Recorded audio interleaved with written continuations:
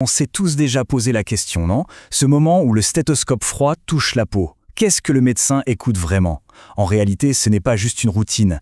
C'est le début d'une véritable enquête, où chaque son, chaque vibration est un indice crucial. Alors on va décortiquer ça ensemble, étape par étape. On va suivre le médecin dans cette enquête en 6 temps. De la toute première question posée jusqu'au diagnostic final. On va voir comment les médecins apprennent à lire les signes que notre corps leur envoie. Et tout commence par ça, une simple conversation. Mais attention, ce n'est pas juste de la politesse. Chaque question, chaque mot échangé est un indice qui va guider toute la suite de l'examen. C'est la toute première pièce du puzzle, et souvent la plus importante.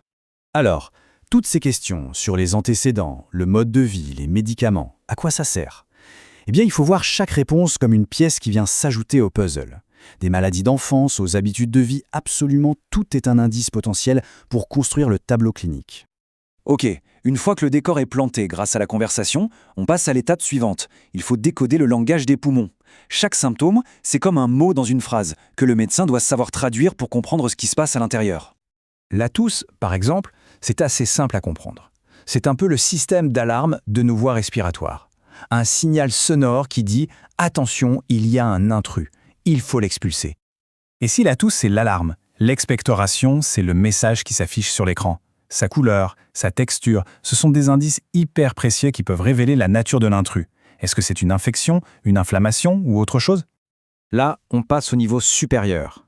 L'hémoptysie, c'est le voyant rouge qui clignote, l'alarme ultime. Du sang rouge vif qui vient du fond des poumons, c'est un signe qui ne doit jamais, jamais être pris à la légère. Et puis, il y a cette sensation, l'essoufflement, cette impression parfois angoissante de manquer d'air. Que la respiration soit trop rapide ou au contraire trop lente, c'est le signe que le corps se bat pour avoir l'oxygène dont il a besoin. Bon, après avoir parlé, le médecin va simplement regarder. On pourrait se dire, qu'est-ce qu'on peut bien voir juste en regardant un thorax? Eh bien, beaucoup plus de choses qu'on l'imagine. C'est la première étape de l'examen physique, l'inspection. La réponse, c'est énormément de choses.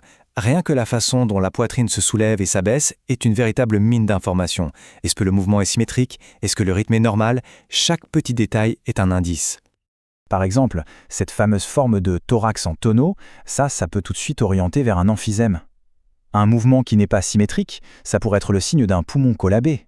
Même la fréquence de la respiration, ou le fait que la peau se creuse entre les côtes, tout ça, ce sont des pièces du puzzle. Ok, on a écouté avec les oreilles, on a regardé avec les yeux, maintenant ce sont les mains qui entrent en jeu. Avec la palpation et la percussion, le médecin va pouvoir en quelque sorte voir avec ses doigts ce qu'il se passe sous la peau. Alors, le fameux dit 33, ça peut paraître un peu étrange, mais en fait c'est très malin. Quand on parle, on crée des ondes de vibration. Le médecin, en posant ses mains, va simplement sentir comment ces ondes se propagent à travers les poumons. Et qu'est-ce que ça nous dit? C'est assez logique. Si les vibrations sont plus fortes que la normale, ça peut vouloir dire que le tissu en dessous est plus dense, comme dans une pneumonie. Si au contraire elles sont faibles ou absentes, c'est peut-être qu'il y a de l'air ou du liquide qui fait obstacle. Après avoir senti, on va écouter avec les doigts. C'est la percussion.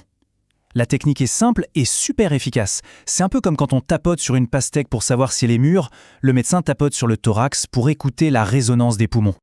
Et là encore, chaque son raconte une histoire. Un son mat, un peu sourd, comme si on tapait sur du bois plein, ça peut indiquer la présence de liquide. Au contraire, un son très creux, presque comme un tambour, ça peut être un signe d'excès d'air. C'est une vraie symphonie d'indices. Et on arrive au moment le plus emblématique de l'examen, celui que tout le monde connaît, l'auscultation. Mais qu'est-ce qu'on cherche à entendre juste avec ce stéthoscope?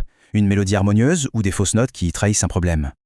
Eh bien, ce simple bruit de respiration, ce n'est pas juste de l'air qui passe, c'est toute une mélodie.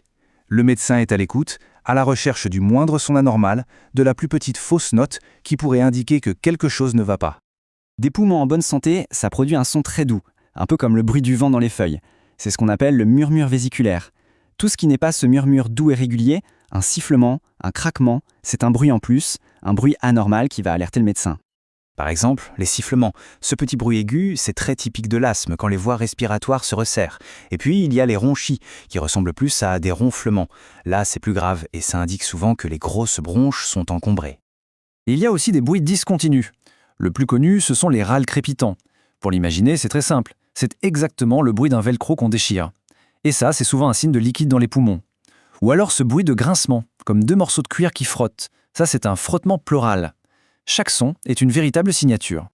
Voilà, on a toutes les pièces du puzzle sur la table. L'interrogatoire, l'inspection, la palpation, la percussion et bien sûr l'auscultation. Maintenant, le plus dur commence. Il faut tout assembler pour reconstituer l'image complète. C'est un vrai travail de détective en fait. On prend l'histoire racontée par le patient, on y ajoute ce qu'on a vu avec nos yeux, ce qu'on a senti avec nos mains et ce qu'on a entendu avec le stéthoscope. Et en croisant toutes ces informations, on arrive à un diagnostic. Alors, on peut se poser la question, à l'heure des scanners surpuissants, des IRM, pourquoi est-ce que cet examen, qui paraît si simple, reste aussi fondamental? Eh bien peut-être parce que c'est l'expression même de l'art médical. C'est l'alliance parfaite entre la science et les sens humains. Une méthode qui place l'écoute et l'observation au cœur de tout. Et c'est là que la médecine devient bien plus qu'une simple science.